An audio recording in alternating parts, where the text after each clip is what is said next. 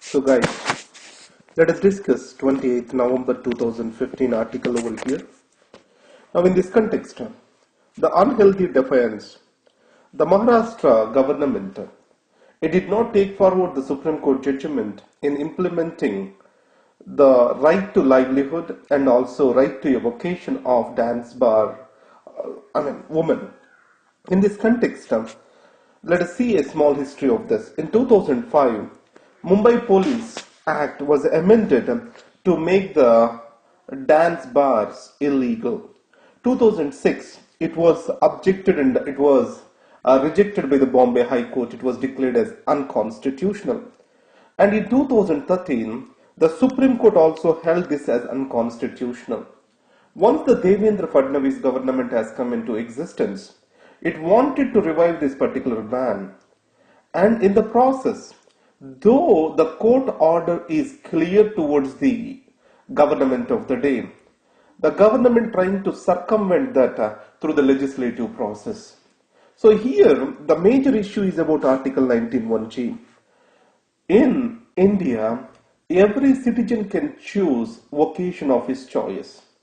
There are reasonable restrictions that state can impose, but however, the banning of the dance bars do not come under these reasonable restrictions. More than 75,000 women, they are on the roads once the dance bars are being banned. And next is, many of these women went into prostitution. The government argues obscenity as a reason for not allowing the dance bars. And it is mostly on the conservative moral and cultural view of the social life. In this context, it is advised that the government, instead of banning these bars altogether and depriving of their basic needs, it can simply regulate them so that there can be a balance in the society, balance between the livelihoods of these people and there is no obscenity. And let us see the social security situation in India.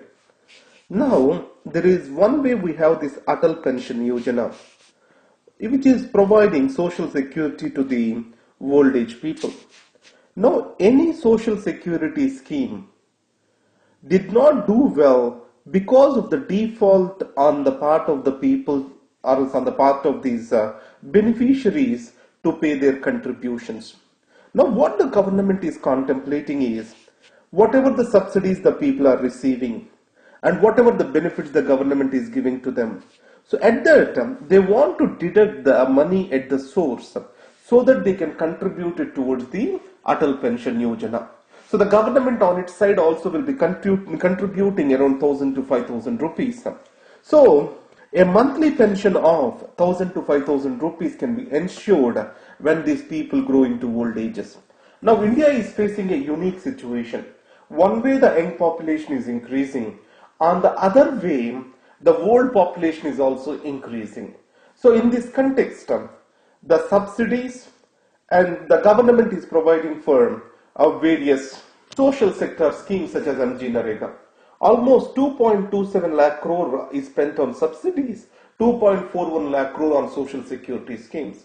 So some money through deduction at source the government wants to divert towards the Atal Pension Yojana. So we all know that the financial inclusion through Jan Dhan Yojana and added to that the Jeevan Bima Yojana, Jeevan Jyoti Bima Yojana and Pradhan Mantri Suraksha Bima Yojana, all these have enlarged the social protection or social security in India. Let us see this article. The sexual harassment cases at workplace, they double in 2014. Now we have a law to prevent this. That's what is called as Sexual Harassment at Workplace Act, the Prevention, Prohibition and Redressal Act 2013. Though the law is in place, the legal education is missing and its improper implementation is one of the reasons why the sexual offense cases are increasing. And there can be other thing, that is the increased awareness in some places can also be the major reason. So in this context, the FICCI, that is FICCI, it did a study which shows that more than 1/3 of the multinational companies, they do not have an idea about what this act is. Added to that, the National Commission for Women, what it says is 1/3 of the Indian companies and to 1/4 of the MNCs, they have no clarity over the Sexual Harassment at Workplace Act. And also, every organization has to bring in internal complaints committees. Most of the organizations, they do not have this committee. Even if they have, the members of the committee do not know and there are no operating procedures. This shows the dismal state of implementation of this particular act. And the next is the Devadasi system. And this is a practice in the South Indian temples where an young Dalit girl is dedicated to the temple as a gift. Slowly these women, they are drawn into prostitution. 2.5 lakh Dalit girls, by an estimate of National Commission for Women, they are being pulled into this. It violates the rights of the child and also it violates many of the laws with regard to the trafficking in women in India. So in this context, the Supreme Court has given directions to the state on reply to a bill and the response of the state was very weak. So the Devadasi system, especially with regard to the social system in India or else impact on women in India, you can add this article. And the next is climate movement. The most important article is this. We know that the Paris conference is going to come up. So in this context, if you see how the negotiations have come up, from UNFCCC, we had common but differentiated responsibilities with respect to capabilities.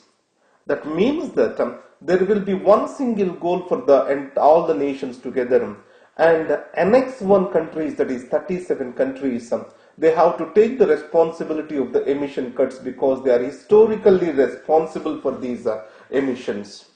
Now Kyoto Protocol, even Bali Action Plan, everything have asserted this, that is polluters pay principle. From then onwards, the developed countries started stressing on India, China, Brazil, Mexico, all these also shall take up the emission cuts. In this context, the Western countries, they have started promising the technological transfer and financial packages. So, it was promised that by 2020, after 2020, every year, $100 billion will be kept aside for the financial assistance. But there was no progress on this particular front. And the Green Climate Fund was constituted, but how the money was spent on the Green Climate Fund, it was not clear. So, now INDCs, these are recognized in the previous summit. So, India was very much liberal in giving its INDCs, but however, the available carbon space has drastically decreased. Unless we decarbonize the economy now, we are going to exhaust the available carbon space of around 1,000 billion tons within just 2 decades. So in this context, the article argues that the fairness and equity shall be the principles that has to guide in using the available carbon space, which Indian government is stressing on. The next article it is related to, I have heard some beautiful words after a long time in the newspaper. Today I really enjoyed reading the newspaper because of articles on Mumbai and also this article. What it says is, on 125th birth anniversary of Dr. B.R. Ambedkar, there was a discussion about the constitution and Prime Minister Modi has given a statement. The religion of the government was India first and the constitution is its holy book. These are the beautiful statements. And the next is, another thing is, the consensus orientation of a democracy. Again, every time I stress in the classes that the democracy is not a rule by majority. The democracy has to work on the basis of consensus. Whenever there is a conflict and strife, then the majoritarianism or majority is asserted. Here the majority is asserted, it does not mean majoritarianism. So, and finally, he talks about Vasudhaiva Kutumbam, Ahimsa Paramo Dharma, Satyamayava Jayate as the core principles of functioning of the Indian society. So, which are said to be very good odes for today's newspaper. And the next is idea of Bombay and making of Mumbai. Now, if you see the city of Mumbai, it stands for pluralism. It stands for cosmopolitanism and also no nonsense or purely business centric city. In this context, the urbanization has got its own problems added to that. The ghettoization of urban spaces and religion entering into the public spaces is an observable change with Mumbai is concerned. The spirit of Mumbai was very much visible and its work culture is very much visible. If you can carefully observe from 1992 onwards when it was the victim of Babri Masjid demolition, and after that 2006 bomb blast and everything, if you see about the Mumbai is able to reinvent itself and it's able to come on to track immediately. So the pluralistic attitude is one of the strengths of the city of Mumbai. But growing communalization of the public spaces is a threat to the idea of Mumbai itself. That's what we need to understand. And the next is, in this article, try to have what is Commonwealth, how many countries are there. So just to have the factual points, the 53 countries, of which 32 are republics. And just 16 Queen as the monarch and other 5, they have their own monarch. No, they serve 2.2 billion population, but I have a doubt probably it might be 10 billion GDP, it might be 10 trillion GDP. So this is what is the article.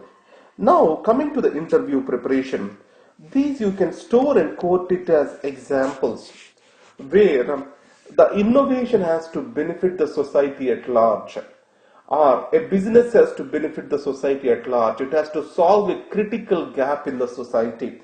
So in this context, Manoj Bhargava's cycle, use of which can produce electricity, can solve the last mile power generation, clean power generation in India, which we can quote as a right example.